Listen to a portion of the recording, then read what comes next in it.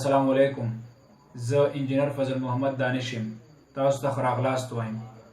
نننی ټاپک موږ سره ډېر انټرسټینګ، مهم او ډېر په زړه پورې ټاپک دی، کوم چې موږ سره د هغه کسانو لپاره ډېر زیات امپورټنټ او مهم دی چې دوی غواړي ځان لپاره یو نوی کمپیوټر واخلي. یعنی سی فار ایگزامپل که چېرته موږ تاسو فرست ټایم دپاره یو ملګري دپاره یا خپل ځان دپاره غواړو یو انټرسټینګ او په زړه پورې کمپیوټر واخلو، نو د هغې باید کوم سپیسیفیکیشن یا ځانګړتیاوې وي تر څو موږ یو ښه نه ښه کمپیوټر پیدا کړو. یعنی که چېرته موږ غواړو چې سی فار ایگزامپل زموږ پیسې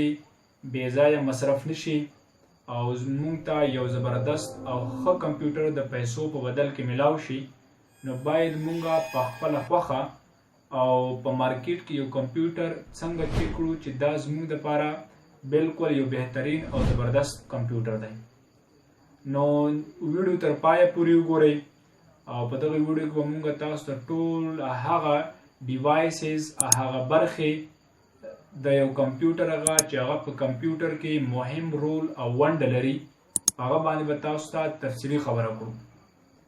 پر روانه بله نیکسټ ویډیو کې به بیا د دغه مهم کامپوننټس او ډیوایسز پریکټیکلی تاسو ته مونږ شو کوم ده چې دا کمپیوټر کې اصل کې ډېر په کوم ځای کې قرار لري. نو نننۍ ویډیو ډېره زیاته امپورټنټ ده، کوشش وکړئ ویډیو تر پایه پورې وګورئ، ویډیو سکیپ کوئ مه. که چینل هم نوی سبسکرایب کړئ، چینل سبسکرایب کړئ، د بیل آیکن کېکاږئ تر څو د نوي ویډیوګانو نه په وخت باندې خبر شئ. په فیسبوک باندې ویډیو ته لایک او شیر ورکړئ تر څو نور زده کوونکي هم له دغه درس نه برخمن شي. نو راځو په ویډیو باندې آغاز او سټارټینګ کړو.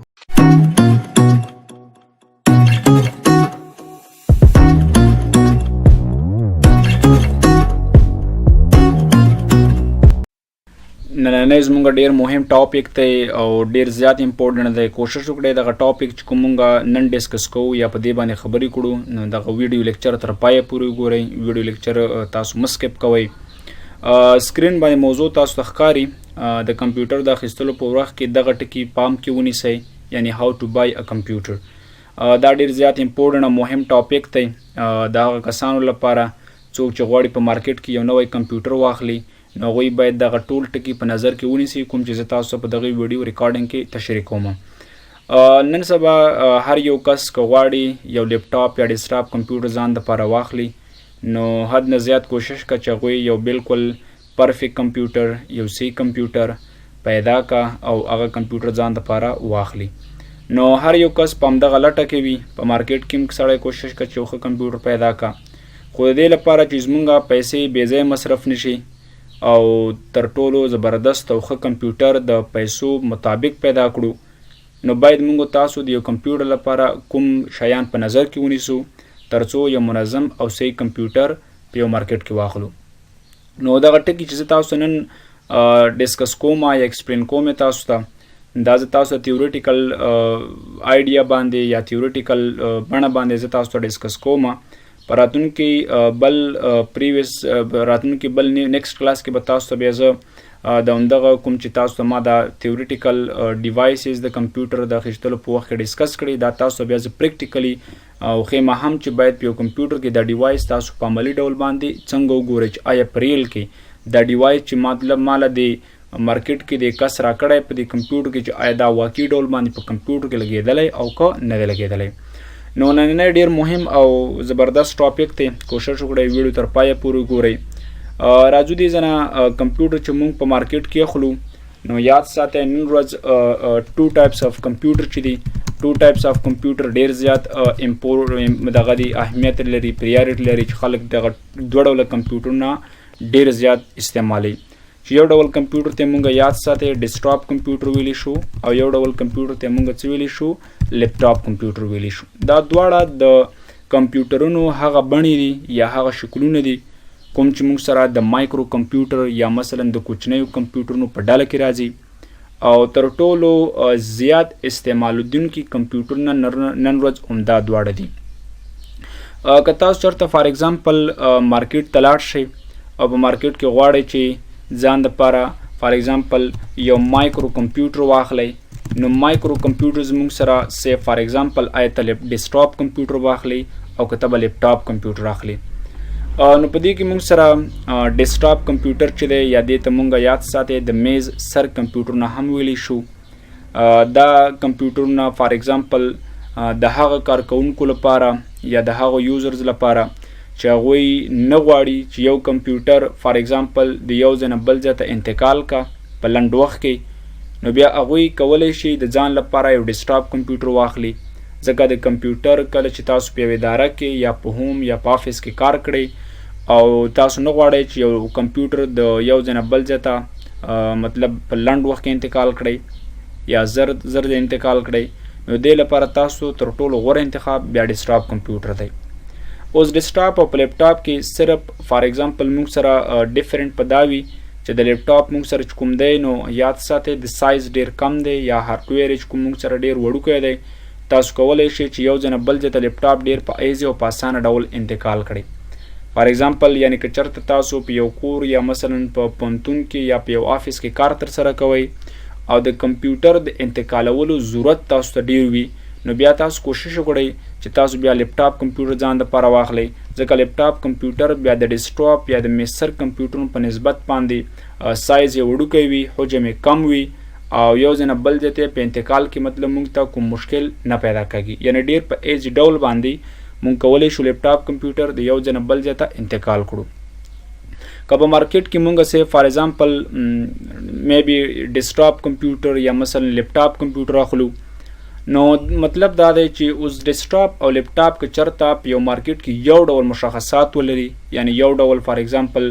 د غیر ډیوایسز وي، نو بیا کیدای شي د لیپټاپ کمپیوټر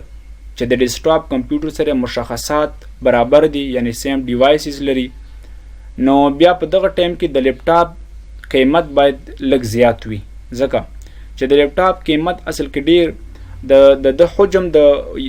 د کموالي د وجې نه، یعنی مطلب د دې کوم چې حجم دی دا به کم وي،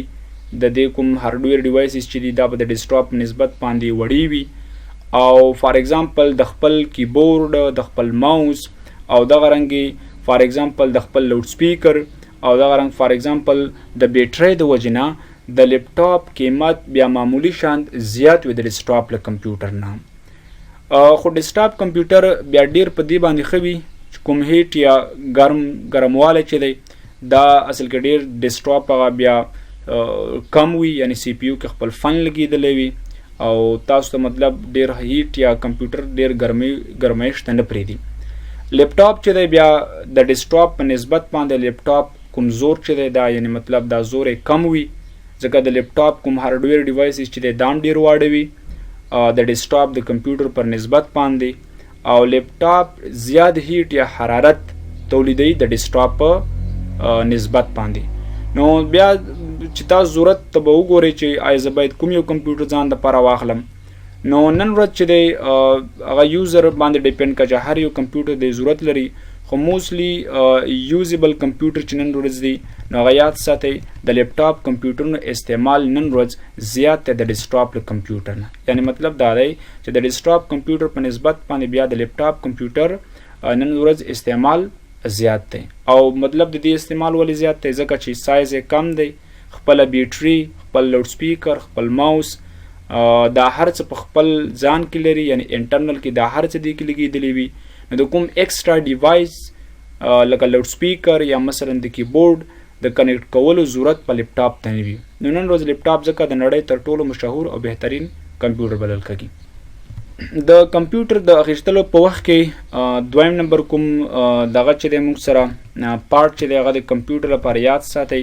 د کمپیوټر موږ سره کوم فار ایگزامپل دویم خصوصیت چې دی په مارکیټ کې چې تاسو غواړئ کمپیوټر واخلئ هغه یاد ساتئ د کمپیوټر لپاره پروسیسر دی. پروسیسر ډیر زیات امپورټنټ دی، یعنی د پروسیسر ته موږ اصل کې ډیر د کمپیوټر دماغ هم ویلی شو، یعنی د پروسیسر از د سو امپورټنټ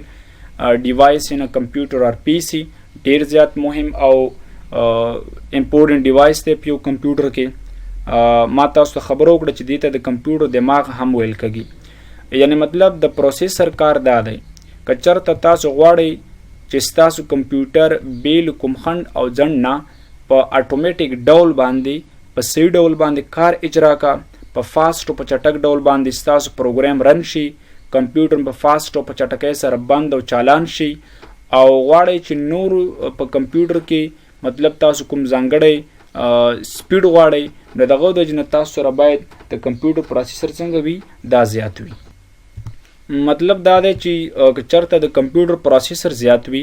بیا انټرنل کمپیوټر کې چې تاسو کوم فار ایگزامپل گیم یا انادر سافټویر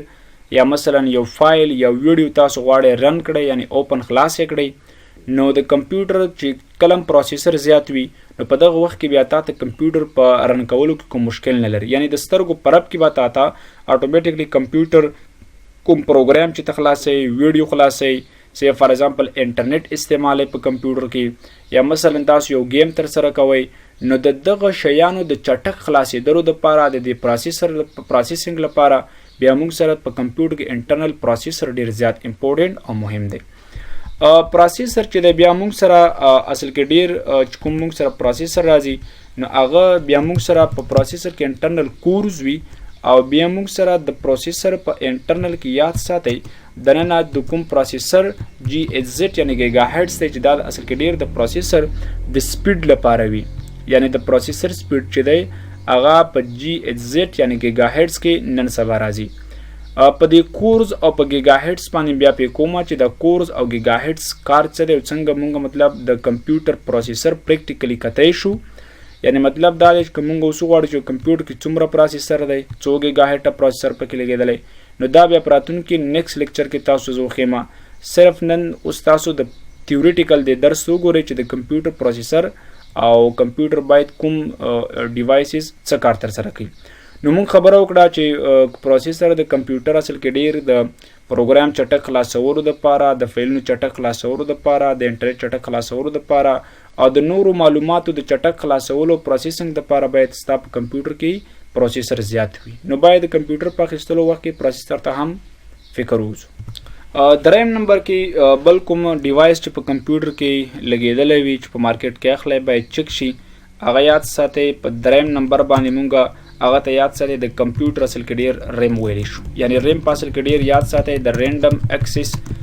میموري شارټ کټ یا لنډیز دی ابریویژن دی which is called random access memory. ریم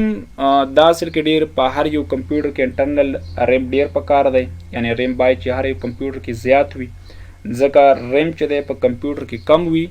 نو بیا ستا د کمپیوټر سرعت په څنګه وي دا به کم وي. یعنی ریم چې دا یو وړوکی سایز میموري ده خو اصل کې ډیر په کمپیوټر کې د سرعت یا چټکتیا لپاره موږ څه کوو استعمالوي.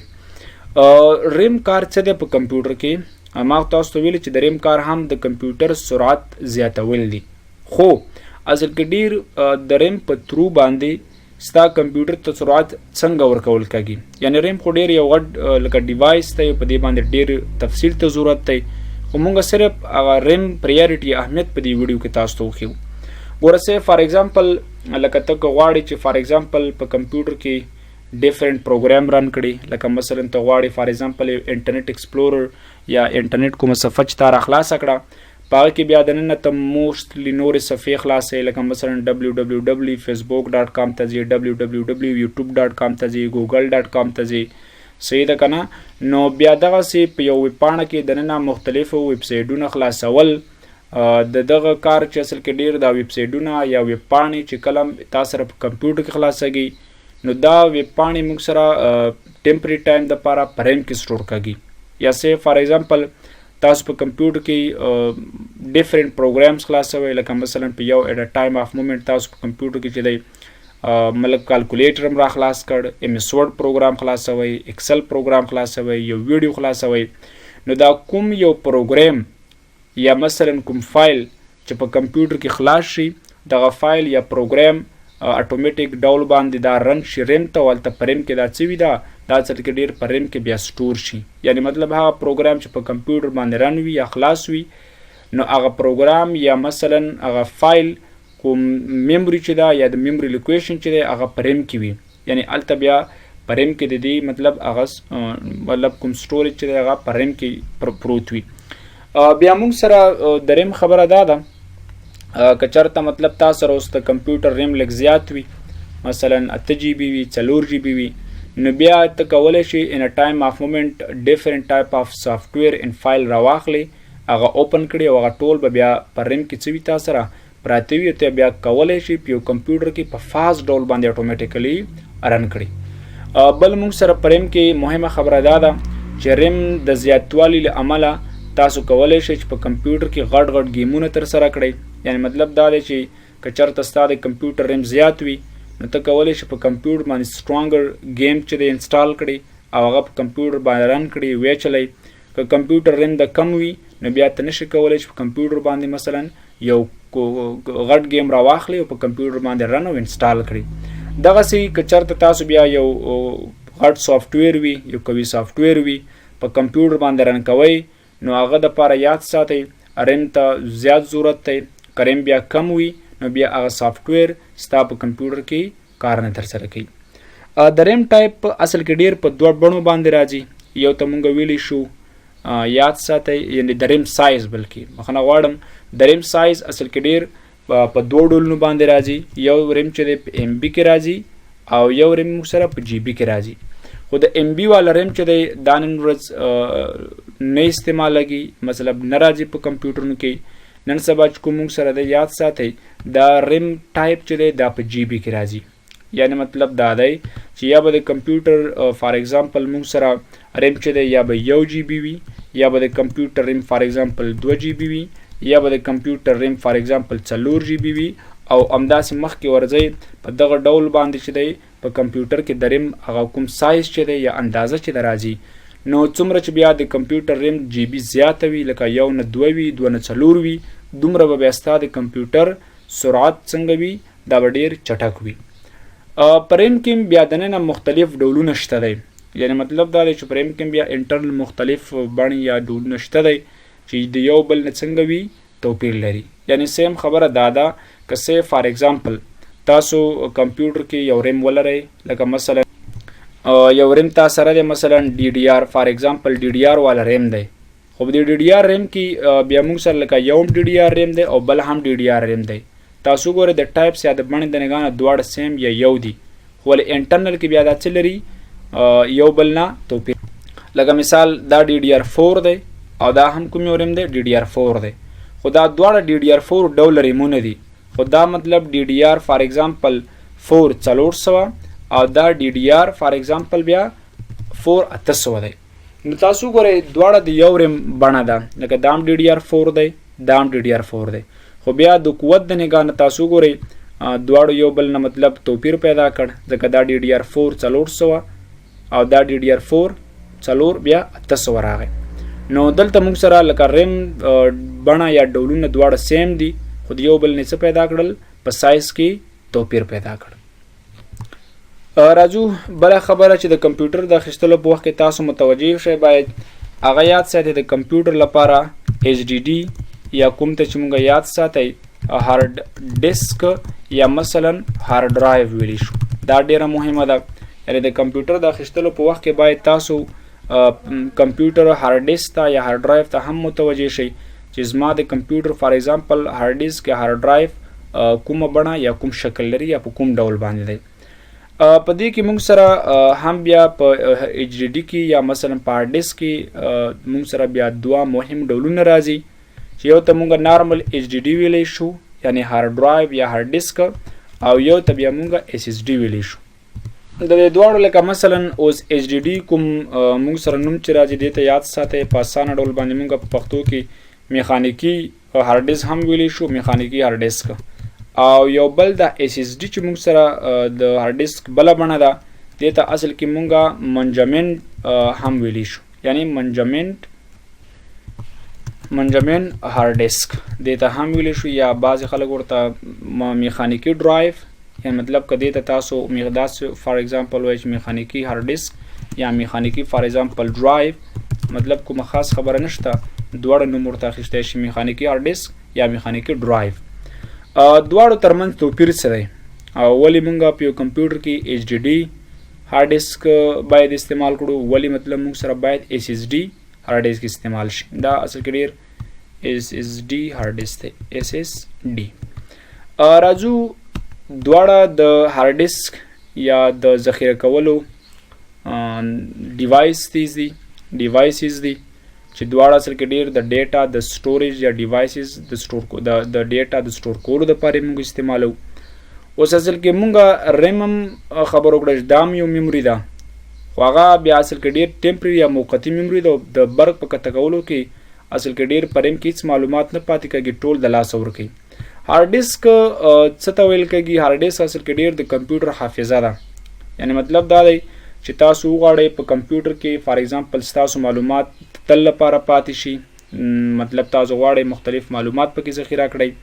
نو کولی شئ په کمپیوټر کې د هارد ډیسک نه تاسو ګټه واخلئ. لکه تاسو غواړئ فار ایگزامپل ویډیوز، بوکس، پروګرام، سافټویر ایټسټرا تاسو نور معلومات راواخلئ په کمپیوټر کې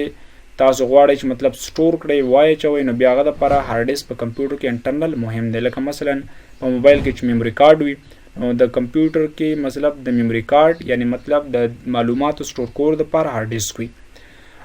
دواړه میخانیکي ډرایو یا هارد ډیسک او منجمد هارد ډیسک یا ډرایو دواړه یو بل سره ډیر توپیر لري. یعنی مطلب توپیر څه کې دی؟ توپیر اصل کې ډیر موږ سره په سپیډ کې دی. یعنی مطلب دا دی که چېرته تاسو غواړئ چې ستاسو کمپیوټر په فاسټ او په چټک ډول باندې کار ترسره کا، نو تاسو باید په کمپیوټر کې SSD هارد ډیسک ولګوئ.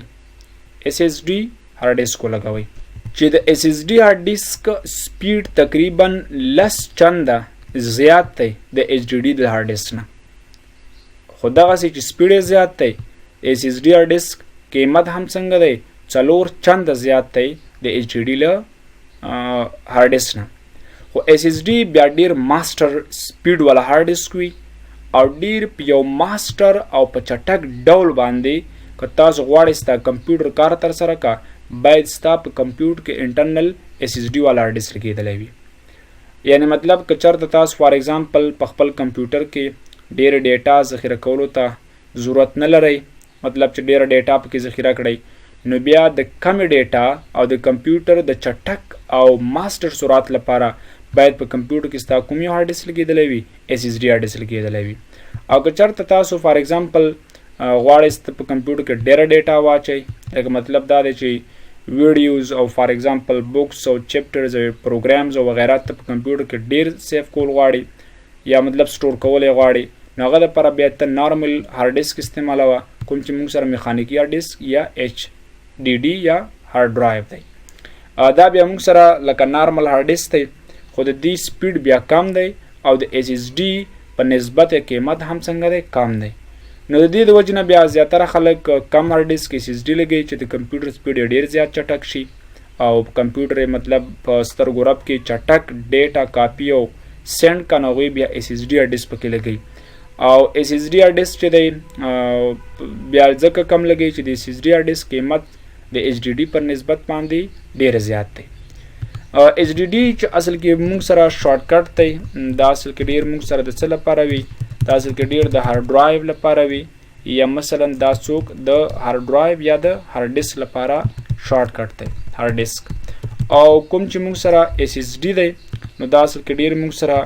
شارټ کټ یا ابریویژن د څه لپاره دی؟ دا اصل کې ډېر موږ سره دا اصل کې ډېر د فار ایگزامپل موږ سره د څه لپاره دی؟ دا اصل کې ډېر موږ سره د غیر منظم شو. دلته راځو، یعنی مطلب دا موږ سره چې اصل کې ډېر دی، نو دا اصل کې ډېر د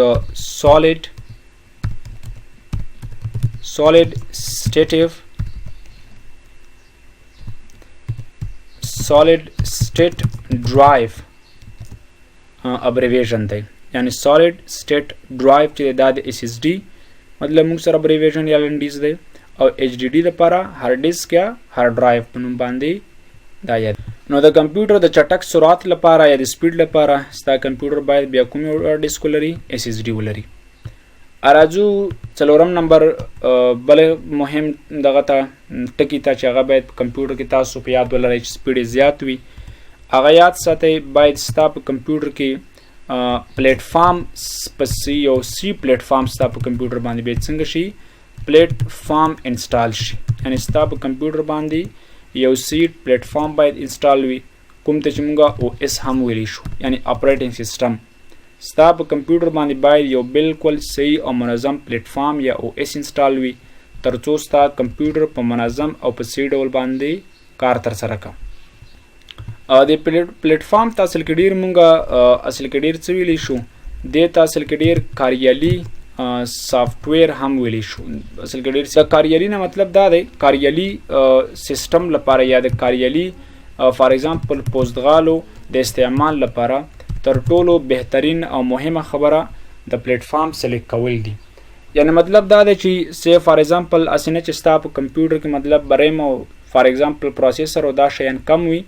او ته یو قوي پلیټ فارم یعنی او اس راواخلې په خپل کمپیوټر باندې انسټال کړي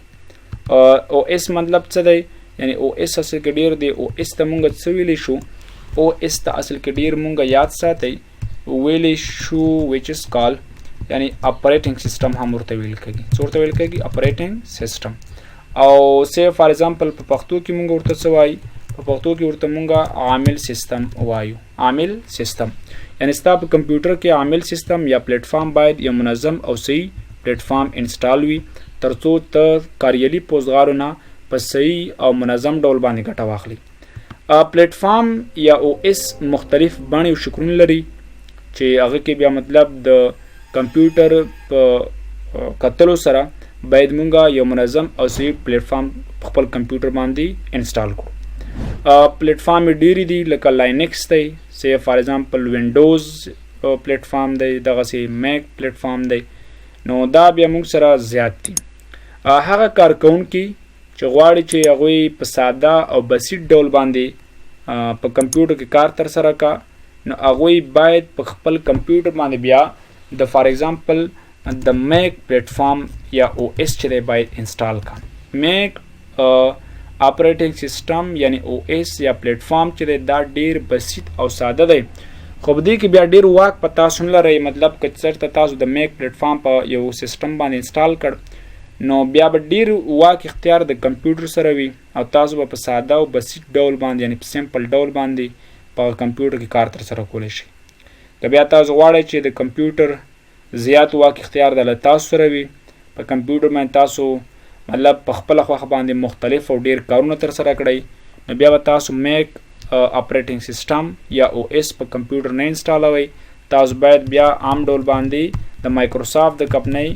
وینډوز عامل سیسټم یا او اس تاسو باید څه کړئ په یو کمپیوټر باندې انسټال کړئ چې وینډوز یا مطلب تاسو سره کوم او اس دی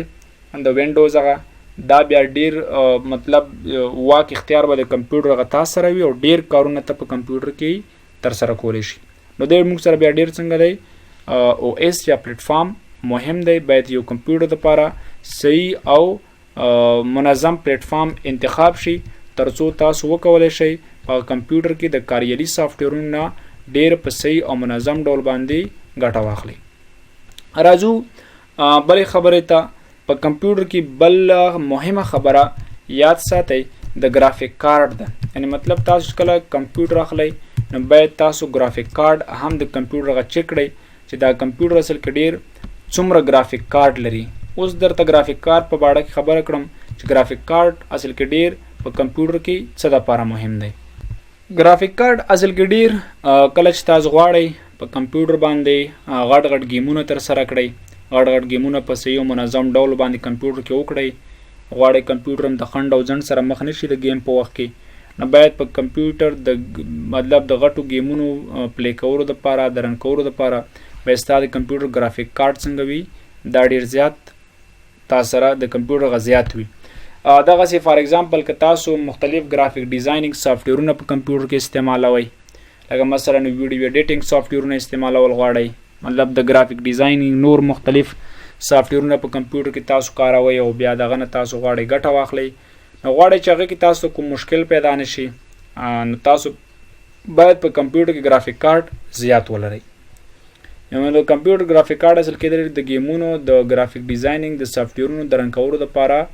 مهم ډیوایس دی چې باید په کمپیوټر کې زیات وي نور څه ایکسترا شیان لکه مثلا تاسو فار ایگزامپل په کمپیوټر کې باید مطلب وای فای مطلب سی وي وای فای ته به تاسو فار ایگزامپل کوم چې موږ سره وای فای ده وای فای باید ستا په کمپیوټر کې وي دا فار ایگزامپل بلوټوث ته کې متوجه اوسئ چې بلوټوث مطلب ولري سی فار ایگزامپل دغه ایکسترا که تاسو فار ایگزامپل غواړئ چې بلوټوث ولري فار ایگزامپل که تاسو ورته وغواړئ چې یو بل فار ایگزامپل ایچ ډي مای پورټ باید پکې وي ایچ ډي مای پورټ هم باید ستاسو لپاره امپورټنټ او مهم دی چې دا هم په کمپیوټر کې دننه فار ایگزامپل وي د یو اس بي پورټ ته به مطلب تاسو متوجه شئ یو اس بي پورټونه باید پکې موجود وي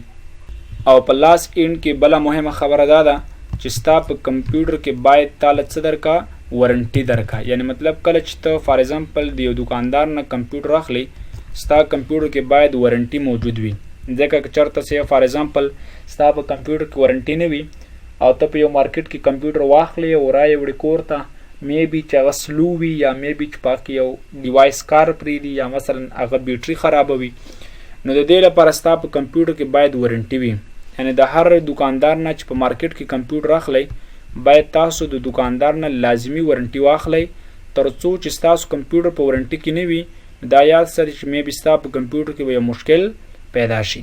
نو وارنټي مهمه ده لاس اینډ کې دا ټول شیان تاسو چک کړه او بالکل منظم او صحیح او تاسو خوښ شو نو باید ستاسو کمپیوټر کې لاس اینډ کې د مارکیټ نه وارنټي مارکیټ نه یا د دکاندار نه مطلب تاسو یو وارنټي واخلئ تر څو ستاسو کمپیوټر کې کوم مشکل پیدا شي چې واپس یې تاسو دکاندار ته ورکړئ نو دا نن زموږ فرست نمبر لیکچر چې په مارکیټ کې یو کمپیوټر واخلو باید کوم ډیوایسز په نظر کې وساتو چې هغه د کمپیوټر هغه صحیح او منظم وي او باید چې هغه زیات وي او دغسې مطلب تاسو په مارکیټ کې د کمپیوټر د اخیستلو په وخت کې باید مطلب د کمپیوټر دغه شیانو ته متوجه اوسئ فکر وکړئ چې دا شیان باید د کمپیوټر هغه مطلب تاسو سره صحیح وي او زیات وي چې یو صحیح او منظم کمپیوټر ولرئ نو راتلونکي بل لیکچر کې به بیا د دغه ډیوایسز لکه مثلا د ریم کتل فار ایگزامپل په انټرنل په کمپیوټر کې د پروسیسر چک کول یعنی پریکټیکل ډول باندې او په کمپیوټر کې انټرنل مثلا د هارډ ډیسک چک کول د دغه پریکټیکلی د چک کولو یا د کتلو دپاره به مونږ په راتلونکي درس کې خبرې ترسره کوو نو دا زمونږ تیوریټیکل درس کوشش وکړئ زمونږ ویډیوګانې تر پایه پورې وګورئ ویډیو د نورو ملګرو د نورو زده کوونکو سره شیر کړئ ویډیو ته لایک ورکړئ ویډیو کومه غوښتنه او نیوکه لرئ موږ ته په کمنټ کې پرېږدئ د لا نورو ویډیوګانو لپاره مو چینل سبسکرایب کړئ د بیل آیکن کېکاږئ تر څو د نورو ویډیوګانو نه په وخت باندې خبر شئ تر راتلونکي ویډیو پورې د الله په امان